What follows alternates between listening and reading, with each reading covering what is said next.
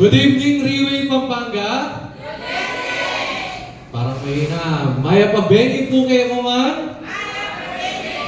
Ito po ayun, thank you for wonderful introduction, Sir Jet Asuncion. Grabe, di ba? Kumbaga, solid yung pag-entertain ng mga bidis na sa atin from Pampanga. Sipin mo Manila to Pampanga, balingan lang. Parang ang lapit lang. Pero, di ba, BDN and Sir Jet, palakpan po ulit natin. And yun, sa lahat ng nandito, thank you kasi nandito kayo. Palakpan natin sarili natin. Sino po yung first time dito? First time. So, konti lang ang first time. Lastly kasi, ilang ano po sa Manila, ang testimony ko is kidney stone and dialysis. But sabi ko, ilang months na lagi yun yung ginagawa ko. Yun yung in-explain ko. Sorry pala, pakilala muna ako, I'm Benji David from Santa Rita. Ngayon, sabi ko sa sarili ko, gawa kaya ako ng sarili ko ulit ng testimony. Pero hindi ganun ka masyadong kasakit. Pero siyempre, sabi ko nga sa sarili ko, grabe yung nakwento nga ni Sir Jet sa akin na motor accident. January 31, 2 p.m., inutusan po akong bumili. Siyempre, bunso, ikaw yung bida. Ikaw yung lagi nilang inuutos. Kasi kumpleto kami. Ngayon, bili ka muna doon, ganyan. Nakamotor ako, walang naka-t-shirt lang ako and shorts. And suddenly, yung motor po, yung harap ng gulong, binangga po ako ng aso. Baligtad. Yung aso ang nagbangga sa akin, hindi ako. So, mabilis po siya. So, mabilis din ako mga 40 ang takbo ko to 50. Nung binangga po yung gulong, ang nangyari, matutumba ako sa kaliwa. Yung pagtumba ko ng kaliwa, jeep naman yung masasagasaan ako ng jeep. Ngayon, dahil medyo gamay ko na yung motor ko, ang nangyari po is yung kaliwang paa ko, sinipa ko para matutumba ako sa kanan for safety. Pwede safety ako sa jeep. Ngayon, pagtumba ko naman sa kanan, ang nangyari po is yung ulo ko, kailangan kong i-safety. Ang ginawa ko, nakaganyan po ako. Ngayon, so nung pagkatumba ko, akala ko okay na ako. Kasi hindi masakit, masyadong bigla. Yung aso nakikita ko doon. Ngayon sabi ko, hindi masakit. Dumudugo yung siko ko. Sabi ng mga tumulong sa akin, kailangan ma-opera yan. Litaw buto. Sabi niya sa akin. Hindi litaw. Tignan mo nga Ayan po yung x-ray. Ayun this January 31. Ito pong siko na to, nawalan na siya ng laman. Ngayon, alam ko Holy Week is March, tama? In-advance ko na yung Holy Week ko. In-advance ko na, sa likod, yan yung damage ko. Tapos sa paa. Tapos yung last, ito po yung siko. Sorry po Sorry medyo maselan. Yun po. Narinig ko po yung tato. Iniwasan ko yung tato ko para hindi mabura. And then natuwa ako, sabi ko sa misis ko, pwede ko kayang gamitin si Portier.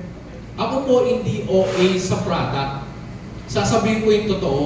Yung product po, ininom ko. Yun nga, nung P6 po, yung old version ng Portier 7 po is na-take ko na ng maraming times, maraming months. But yung sa akin po, yung P7, kakatik ko lang nung January 31. Ginawa ko, sabi ko yung misis, baliw-baliwan nga ako, try ko nga. Yung Portier po, pinakita ko talaga sa kamay ko, sa siko. And then mga ilang weeks, mga 2 weeks, 3 weeks, ang bilis pong umilo. Kasi sabi ng doktor po is, magtatagal yan ng 2 months. Kasi natahi po sa loob is 8. 8 sa loob, tapos 8 din sa labas. So, 1 month po, kaya ito po yung 2024 na ngayon lang po ako nagsalita dito kasi 1 month, ganyan po yung kamay ko, diretso. So, hindi ko po matupid ganyan kasi umano po, mapipigtas po yung tahi. Dahil may bunso po akong anak, syempre, ayoko din po mapabayaan yung anak ko, tapos mga leaders ko dito sa Pampanga. Kaya, ginawa ko, binuhat ko yung anak ko. Malikot, tapos nahawakan ko po yung kamay ko na tubig ko gano'n. O yun po, putok agad din po.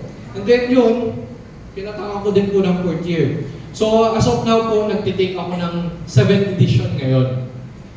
And then yun po, kaya sabi ko sa sarili ko, paano kaya kung wala si 4th year 7, wala si, hindi nakaano si Riway sa Philippines, ilang months kaya akong nakabakasyon sa bahay?